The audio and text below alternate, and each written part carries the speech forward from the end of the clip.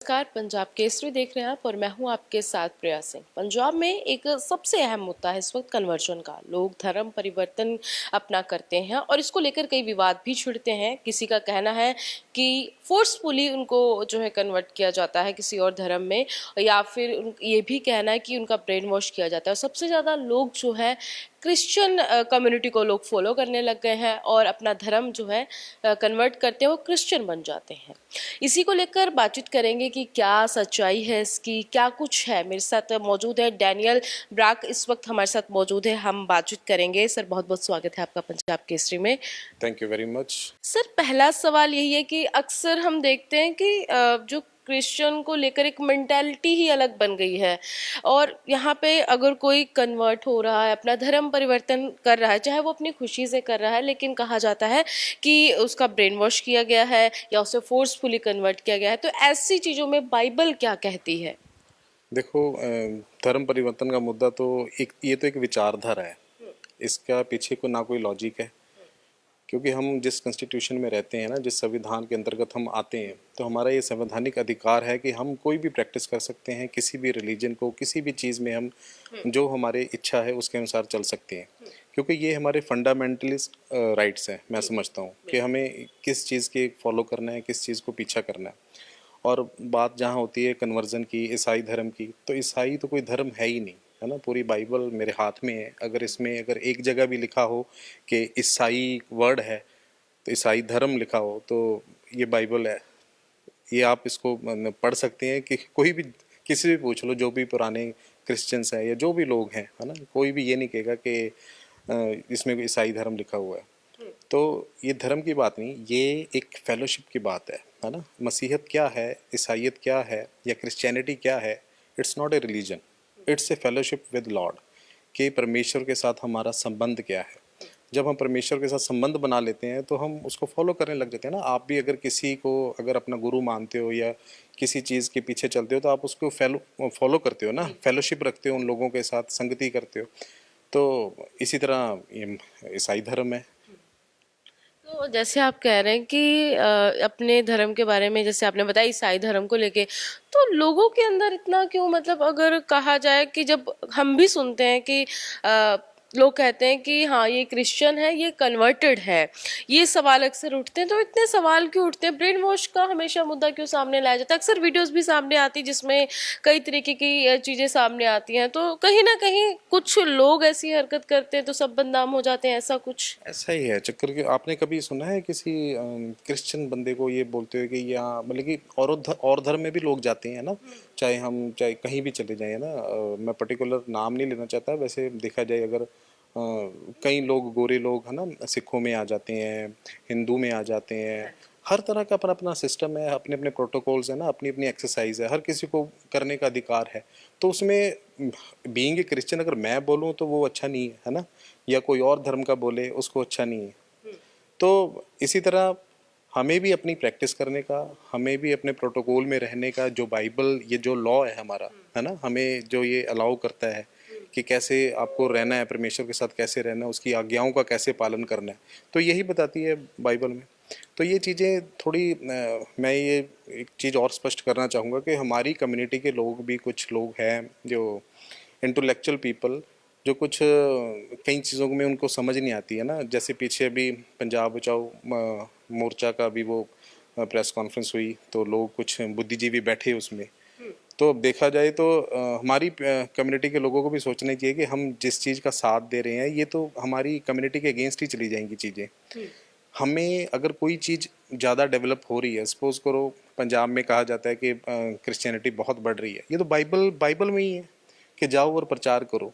तो अगर जो बाइबल, जो हमारा लॉ है, हमें ये अलाउ कर रहा है प्रचार करने का, तो हमने तो इसको मानना है ना। ये एक तरह, जैसे हमारा इंडिया का कॉन्स्टिट्यूशन है, हमारा संविधान है, वैसे ही ये भी हमारा संविधान है। हमें इसको फॉलो करना ही करना है। जो बाइबल में आज्ञाएं दी गई हैं, जाओ और प्रचार करो।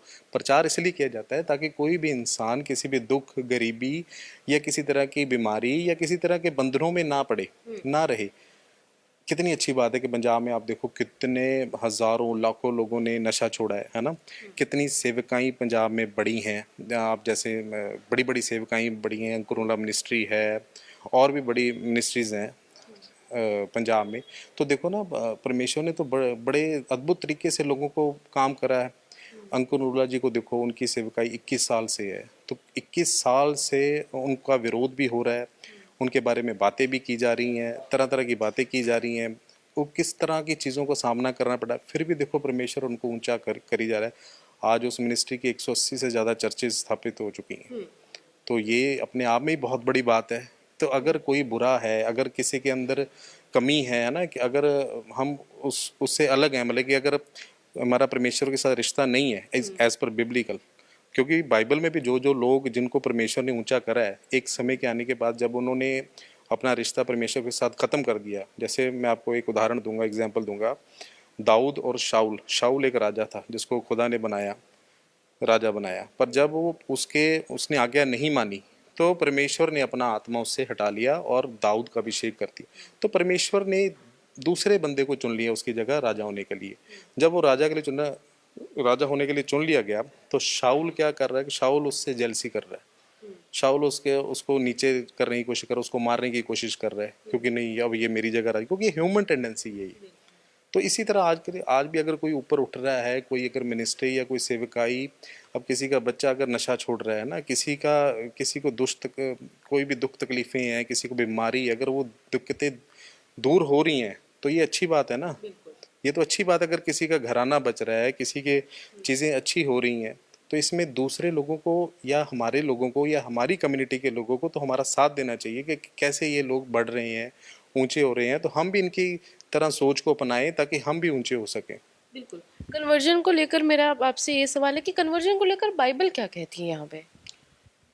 कन्वर्जन में बाइबल का ऐसे कोई है ही नहीं। जैसे मैंने आपको पहले बताया कि जाओ और प्रचार करो और पूरी दुनिया को मेरा चेला बनाओ, मतलब जातियों में जाके मेरा प्रचार करो और सभी जातियों को मेरा चेला बनाओ। उसी के साथ हम सिर्फ प्रचार करते हैं, हम सिर्फ परमेश्वर की बातें बताते हैं लोगों को। हम किसी का कोई जबरन ये नहीं कहते कि नहीं तूने क्रिश्चियन बनना है, क्योंकि हम क्रिश्चियन, हमें एक फेलोशिप है, हम कोई धर्म में नहीं है। हम सिर्फ एक विचारधारा है कि हम परमेश्वर के पीछे चल रहे हैं, कि उसकी आज्ञाओं को मान रहे हैं, उसकी दया हम पर हुई है। मैं अपनी गवाही देता हूँ कि मैं एक रिप्यूटेड नेशनल चैनल से हूँ, न्यूज़ चैनल से हूँ, न्यूज़ एक्स, इंडिया न्यूज़। मैंने 8 साल 10 साल पूरे मैंने नोएडा में मैंने जॉब करी है। मेरा एक्सीडेंट हो गया था। जब मेरा एक्सीडेंट हो गया तो मैं इतने डिप्रेशन में चला गया कि नोएडा में मेरा एक्सीडेंट हुआ कि मुझे ये समझ नहीं थी कि मैं करूँ तो करूँ क्या लाइफ में। मैं इतनी स्क्रीन्स, जैसे आपके चैनल की है ना, अब इतनी स्क्रीन्स है, मैं ये दिख ही नहीं पा रही थी कि यार मैं कर पाऊँगा कि नहीं कर पाऊँगा। मेरी हड्डी यहाँ से टूट के अंदर चली गई, सारी चीज़ें हो गई। तो इतने डिप्रेशन में था कि मैं अपनी ज़िंदगी को ख़त्म करना चाहता था। मेरे जो घर के जो पुराने प्रोटोकॉल्स थे वो सारी चीज़ें हुई। पर जब मैं क्रिश्चियनिटी में, मेरे को कोई किसी ने बताया यार चर्च चल जा, मैं कहा यार चर्च है क्या हो, क्योंकि मैं जिस फील्ड से हूँ मेरे सामने तो रोज़ कई ना तरह तरह के बाबे एक्सपोज हो रहे हैं, सारी चीज़ें हो रही हैं ना।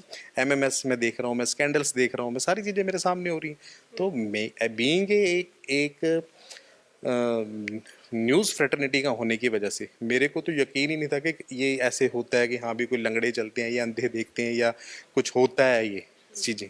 तो मैं इस पे बिलीव नहीं करता। पर जब मैं आया चर्च में, मैं सबसे पहले जलंधर में ही आया, क्योंकि मेरी वाइफ यहाँ जलंधर की थी, तो वो मेरे को यहाँ पर लेकर आए। तो मैं यहाँ पर आया तो मैंने देखा कि नहीं सच में यार कुछ ना कुछ तो है।